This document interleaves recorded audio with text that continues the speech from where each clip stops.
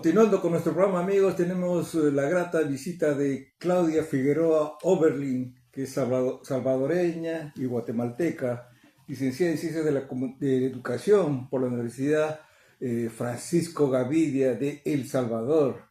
Es autora de 6 libros de literatura, entre cuentos, novelas, y también tiene una recopilación de artículos, porque ella también es articulista en diversos medios, ¿no?, internacionales. Bienvenida, Claudia, ¿cómo estás? ¿A quién golpeaste? Muchísimas gracias por la invitación. Tú, como centroamericana, tienes una visión muy particular de lo que está sucediendo en Latinoamérica, sobre todo cómo ha crecido la tendencia derechista, ¿no?, en cuanto a las presidencias. ¿Qué opinas de esto? ¿A qué crees que se debe? Yo lo veo más como un miedo. Hay el miedo que te meten siempre de que no, el comunismo, no, que se va a convertir en Cuba, no, que va a ser Venezuela, no, que va a ser aquí, cuando realmente no vemos más allá de la tendencia en sí. ¿Qué pasa con la derecha? Como una vez me dijo Ismael, la derecha lo que tiene es que es muy seductora. Te seduce con que vas a tener progreso, vas a tener plata, Coca-Cola, McDonald's. Coca-Cola, McDonald's, Starbucks, así, no importa, lo que sea, pero la idea es que vas a tener plata, se supone.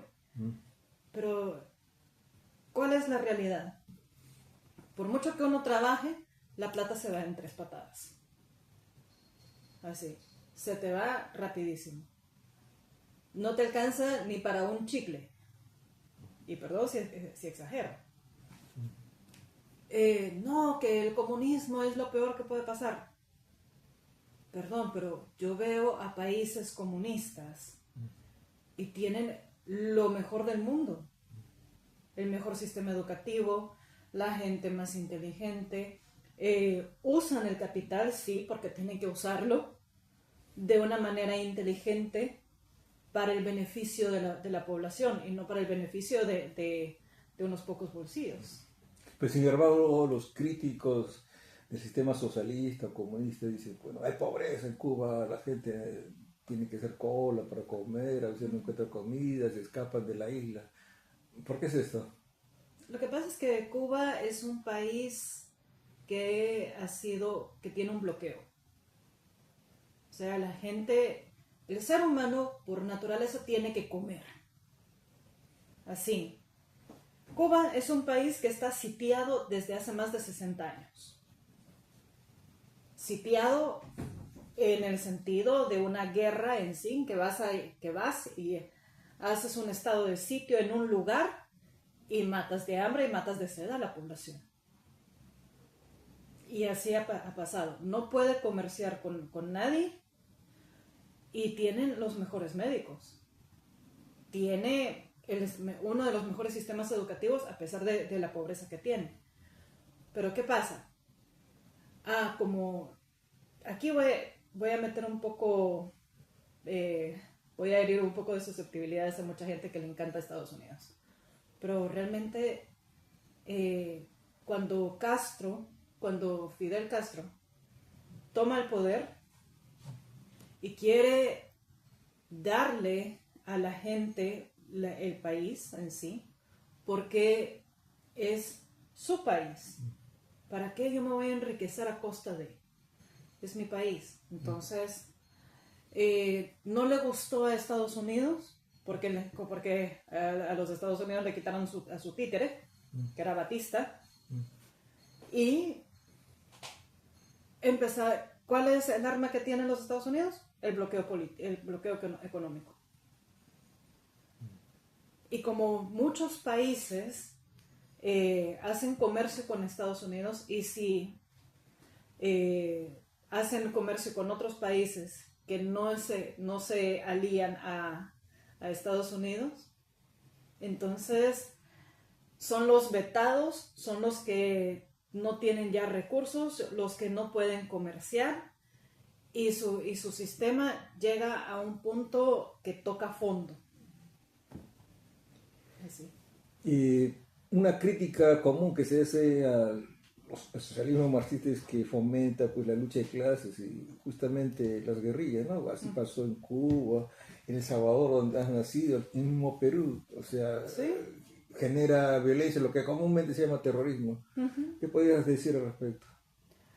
La verdad, a ver, para la guerra civil de El Salvador yo era muy niña. O sea, yo estaba, digámosle, en mi primera infancia cuando estalló la guerra civil.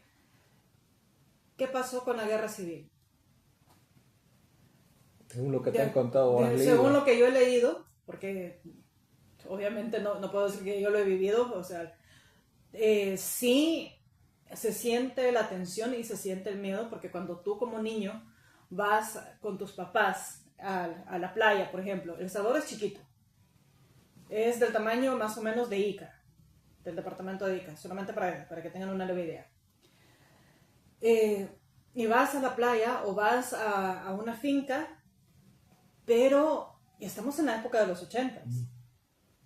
Ya te imaginas que en una de tantas, ya sea que te detiene alguien de la guerrilla o alguien del ejército y tienes que llevarlos y con sus armas encima y todo, y tú de niño con ese miedo, con ese pavor de que en cualquier momento nos van a disparar.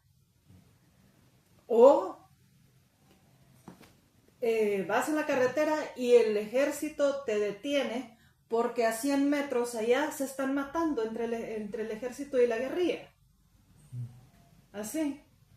Entonces, te estoy hablando de que la guerra civil empezó cuando yo tenía 2 años y culminó cuando yo tenía 14 años. Pero ya no estabas en Salvador, ¿no? ¿Cómo no? Todavía.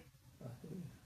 Cuando yo no estaba en El Salvador fue para cuando celebramos el cumpleaños de mi mamá y estalló la ofensiva en el 89. ¿La ofensiva a qué te refieres? A ver, la guerra civil se dio mucho en la parte de la provincia, o sea, no afectó tanto a la capital. O sea, sí en algunos días, por ejemplo, que botaban algún poste o quemaban alguna institución, pero ya de ahí no tocaban a la población dentro de la capital. ¿Qué pasó por ahí por el 11 de noviembre de 1989? Entra los 5 ejércitos de la guerrilla, la guerrilla, los 5 ejércitos que conformaban la guerrilla y entraron a la capital y a todas las urbes grandes del país. Y empezó, ¿cómo se llama? La matanza en general. Tomaron las zonas más económicamente pudientes, por así llamarlos, las más pitucas, para hablar un poco más coloquial. Y veían esa diferencia entre, te voy a decir nombres así en general, aunque tú te quedes, y eso dónde queda, pero te voy a hacer una relación más o menos de cómo sería. No es lo mismo entrar al Paseo General Escalón, que es como decir ir a San Isidro o Miraflores, que ir a Cuscatancingo o a Nejapa, que es como irte a San Martín, al distrito de San Martín de Porres, ¿ya? O en Soyapango, que es más o menos parecido, así, zonas picantes. O sea, no era lo mismo. ¿Por qué? Porque el estrato socioeconómico era abismal. Allá se manejan por colonias, por las residencias, no tanto por distritos. Se manejan por colonias. El nombre de la calle, el número de la casa y la colonia en donde se encuentra. Entonces, habían colonias, digámosle la Miramonte, lo relacionamos, podemos decir tipo Lince, que es un estrato intermedio, o sea, no es ni clase alta ni clase baja. La San Benito, más o menos, entra igual, colonia San Benito. La colonia de San Francisco es como decir, más o menos, ¿qué? Jesús María, digámosle así. que son distritos comerciales, pero su extracto es media. Así. La San Francisco todavía, que ya quiere dar un pasito más para ser alto. Ya, hay zonas como el Paseo General Escalón o Santa Elena, que son las zonas que les llaman las zonas pitucas, tipo San Isidro, Miraflores, Surco, La Molina, ya. Te estoy hablando de distritos de aquí, sí, de Lima, que pueden parecerse, ¿verdad? Más o menos. Entonces, allá mucha gente viajó y se fue exiliada por lo que duró la ofensiva. Ya en 1992 se hizo el alto al fuego y se firmaron los acuerdos de paz entre la guerrilla y el ejército. Ya todo esto, por supuesto, dentro de los acuerdos de paz se estableció que la misma guerrilla conformara un partido político. Ya. Parece similar a la vida política normal. ¿Cuántos murieron? Miles. Miles. Eran como más de 70,000 personas en toda la guerra. Más de 70,000 personas. Entre civiles y gente inocente, así como gente de la guerrilla y gente del ejército. ¿Y cómo le fue en las elecciones al partido ya formalmente organizado? Al principio tenía muy buena visión, digámoslo de esta manera, de parte de la población. La misma, fueron 20 años de derecha, de ahí fueron 10 años del partido de izquierda, y ahora son otros 10 años con Nayib Bukele. Ahorita ya van 7 años de gobierno. Es un péndulo, ¿no? Derecha, izquierda. Sí, es un péndulo que se va dando. Más que todo en El Salvador. ¿Y cómo está la situación, o cómo fue la situación con Guatemala? Guatemala tiene una historia bastante complicada. Aparte de lo que pasó con la época de la colonia y todo, Guatemala ha sufrido bastante. Le llaman la eterna primavera. Pero la eterna primavera solamente duró 10 años. 1944. Cae Jorge Ubico y queda Ponce Báides, que es del mismo grupo de Jorge Ubico. El 20 de octubre, Jacobo Arbenz, que era coronel del ejército, tenía un cargo bastante alto en el ejército de Guatemala, habla con todos y el mismo ejército hace la revolución el 20 de octubre de 1944. Se crea una asamblea constitucional y a todo esto llaman a Juan José Arévalo para ser presidente. Juan José Arévalo, todo esto estaba en Argentina, exiliado. ¿Quién ayudó a Juan José Arévalo? Nuestro querido Premio Nobel de Literatura, Miguel Ángel Asturias, quien en 1920, más o menos, funda, junto con mi bisabuelo, dicho sea de paso, la Universidad Popular de Guatemala. Los dos eran abogados. Y en aquella época, a principios del siglo XX, era una buena forma de entrar en las letras, a través de la abogacía. Miguel Ángel Asturias gana el Premio Nobel de Literatura en 1967, gracias a su obra de Hombres de Maíz. Y después de que Juan José Arévalo queda como presidente, en 1945 toma posesión el 14 de enero. Y algo que a mí como dicen los españoles, me flipa, me llama muchísimo la atención también y me deja con la boca abierta, es que llegaron todas las comitivas, entre ellas la de Estados Unidos, a darle la bienvenida a Juan José Arévalo, y Juan José Arévalo le dijo algo a Estados Unidos que lo puso a temblar. Guatemala será aliada de Estados Unidos de pie, pero no de rodillas. Muy bien. Y eso no muy les gustó a los Estados Unidos, que digamos. Tanto así que el mismo Juan José Arévalo sobrevivió. Lo digo de esa manera porque a él lo salvaron o lo rescataron, digámosle, de 43 intentos de golpes de Estado. Y hubo un año en que él tuvo un accidente y quedó paralizado completamente, pero no renunció a la presidencia. Y siguió gobernando, aún en silla de ruedas.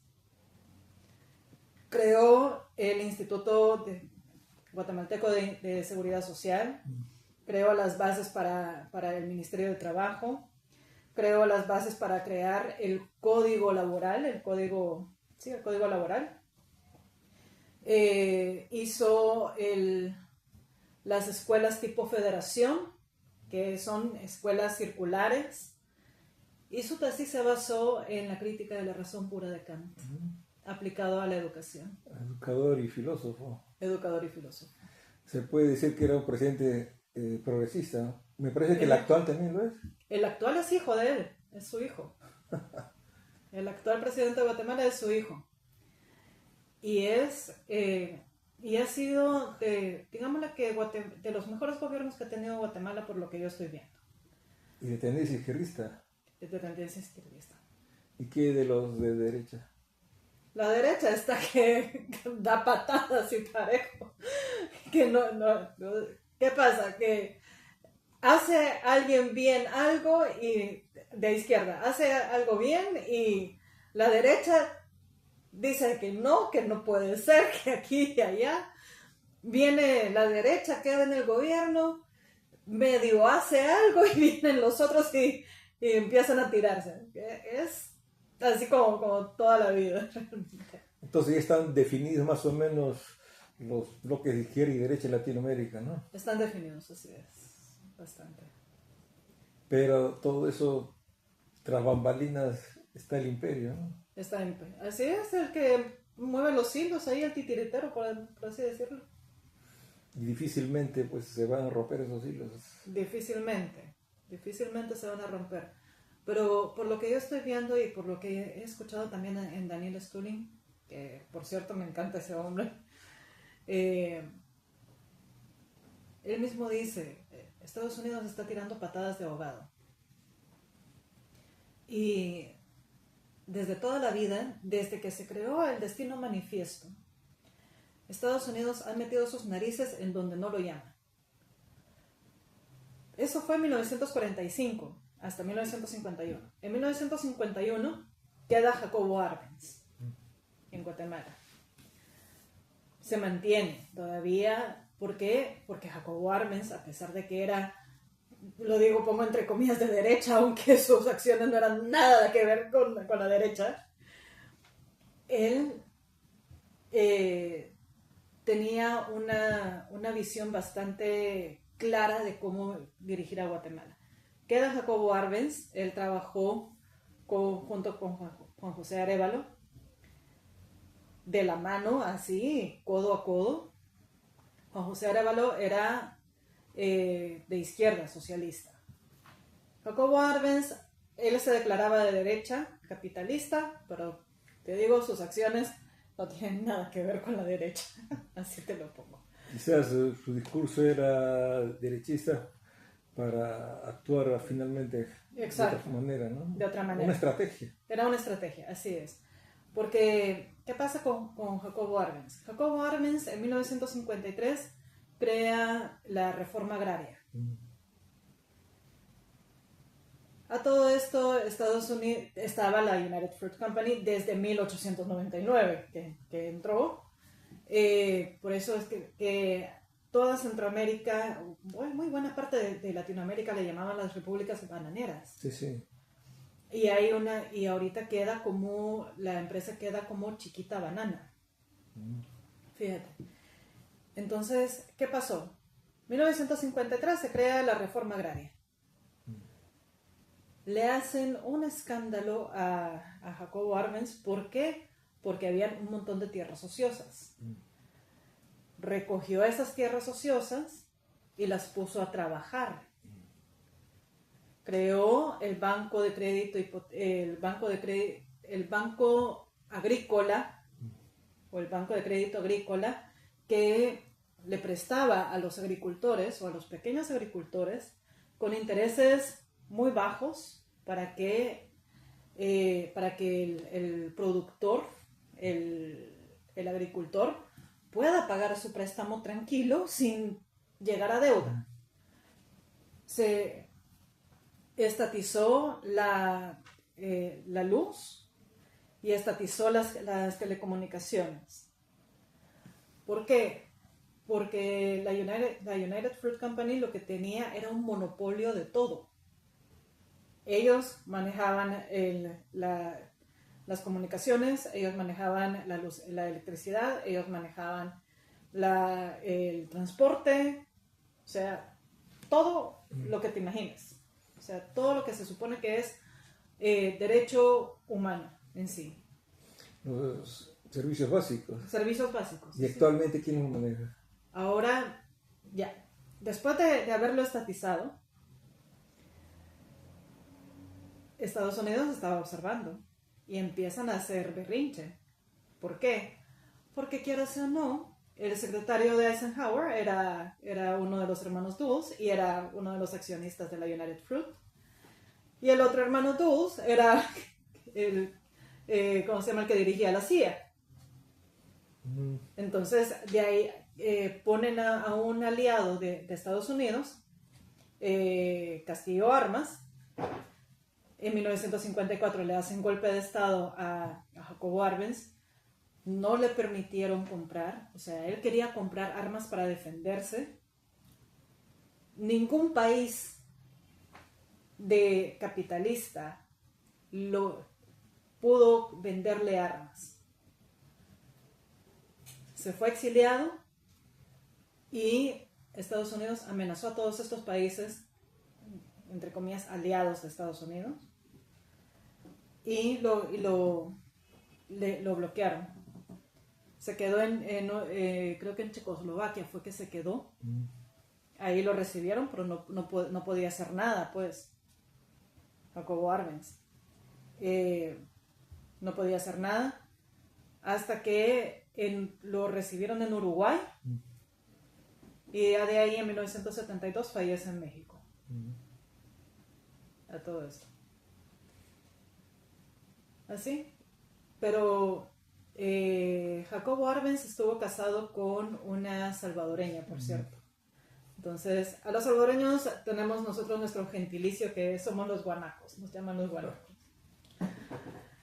Una de las teorías es que dicen que para cuando estaban construyendo el canal de Panamá, los peruanos específicamente veían a los salvadoreños trabajando con mucho ahínco y decían, estos parecen guanacos, decían. Entonces, esa es una de las tantas teorías. Y entonces actualmente, ¿cómo están las transnacionales en Guatemala? ¿Qué tanto poder tienen? Ahorita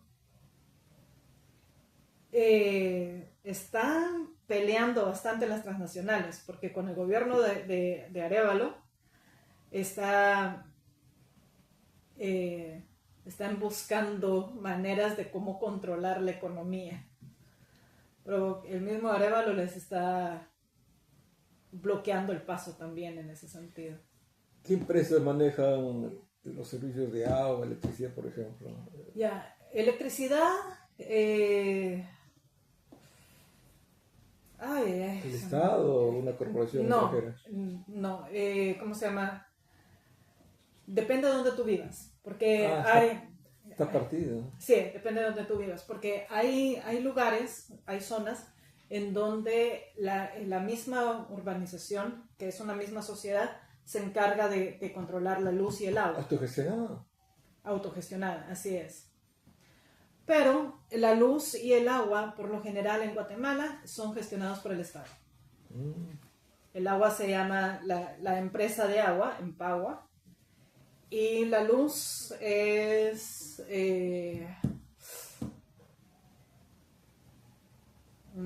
ahorita se me ha olvidado el nombre. Entonces, el Estado tiene una participación importante, ¿no? Como proveedor de estos servicios fundamentales, ¿no? Sí, así es. El que sí está privatizado son las telecomunicaciones, porque Telgua, que así se llamaba la empresa de telecomunicaciones allá,